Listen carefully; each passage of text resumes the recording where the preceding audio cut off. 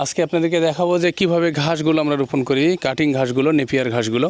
তো আমরা ছাগলের জন্য মূলত এই ঘাসটা লাগাবো, আর হচ্ছে আমাদের এই মুরগিগুলোর জন্য এদেরকে জিরো কস্টিংয়ে অর্থাৎ কম খরচে কিভাবে লালন পালন করা যায় সেজন্যই এই ঘাসগুলো লাগানোর উদ্যোগ। এখানে আছে আমাদের মরিচের গাছ পারিবারিক চাহিদা পূরণ করার জন্য, এবং সেই সাথে আছে হচ্ছে পিঁপে গাছ, তারপরে যে আম গাছ যেটা চিয়াংমাই আম এখানে এবারে ধরেছিল, গত ভিডিওতে আমি দেখিয়েছি। আর এই যে আছে আমাদের মরিচ, বোম্বাই মরিচ না কি মরিচ আল্লাহ জানে, মানে এটা তো মানে টপা টপা হয়তো এই কারণে নাম রাখলাম আমি বোম্বাই মরিচ। তো এই মরিচগুলো আর আমাদের দুষ্ট পোলাপানগুলো এখানে আছে, এই যে চিল্লাচ্ছে এটার ভিতরে। আর এখন এখানে এই যে ফাঁকা ফাঁকা জায়গাগুলো আছে, এই দিক দিয়ে ফাঁকা ফাঁকাভাবে ঘাসগুলো লাগাবো, যাতে ঘাসের থোপাগুলো অর্থাৎ ঝোপগুলো অনেক বড় বড় হয়, একটা করে ধূপ কেটে যেন খাওয়ানো যায়। তো এক ছোটো ভাইয়ের কাছ থেকে নিয়েছি, ওর ছাগলের জন্য লাগিয়েছে, মোহিতের কাছ থেকে নেওয়া এইগুলো। মোহিতের ভিডিও আপনাদেরকে দেখাবো এরপরে কোনো একটি ভিডিওতে, ওর খামারের ভিডিও দেখাবো। এই হচ্ছে ঘাসের কাটিং, এটা হচ্ছে কাটার নিয়ম 2টা করে পুর, এই যে একটা দুইটা, এই 2টা পুর রাখতে হয়, একটা পুর মাটিতে দিতে হবে, একটা উপরে থাকবে, তাহলে এটা দিয়ে হচ্ছে ওই ডেপটা বেড়ে যাবে। আবার একদম শোয়ানা পদ্ধতিতে এভাবেও লাগিয়ে দিলে 2টা থেকে একবারে টাক বের হয়ে যায়, এটাও করা যায়। তো এইভাবে এখন আপনাদেরকে দেখাবো, চলেন কীভাবে লাগাই আপনাদেরকে দেখাচ্ছি। এখানে লাগাই, এখানে মোটামুটি ফাঁকা জায়গা আছে, বিসমিল্লাহ।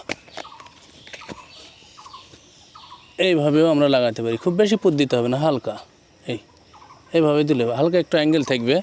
এই শোয়ানা পদ্ধতিতেও লাগানো যায়, আবার এটাইও করা যায়, মানে হালকা একটু বের করে রাখা যায়।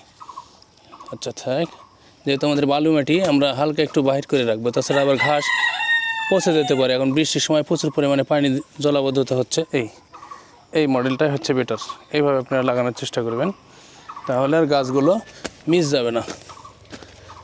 এই তো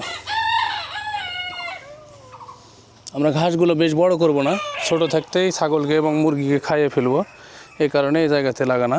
তাছাড়া ঝালের গাছের মধ্যে এগুলো লাগালে ঝামেলা, আর ফাঁকা রাখলেও আবার ঝামেলা। ফাঁকা রাখলে হবে কি, এইগুলোতে হচ্ছে এত পরিমাণে যে এমনি ঘাস হবে যেগুলো মুরগিকে বা ছাগলকে কাউকে খাওয়ানো যাবে না, উচ্ছিষ্ট ঘাস যেটা, এই ঘাসগুলো হবে, আর এই তখন জায়গাটা নোংরা হয়ে যাবে। আর এই নেপিয়ার ঘাস থাকলে এটা আর হয় না আল্লাহর রহমতে।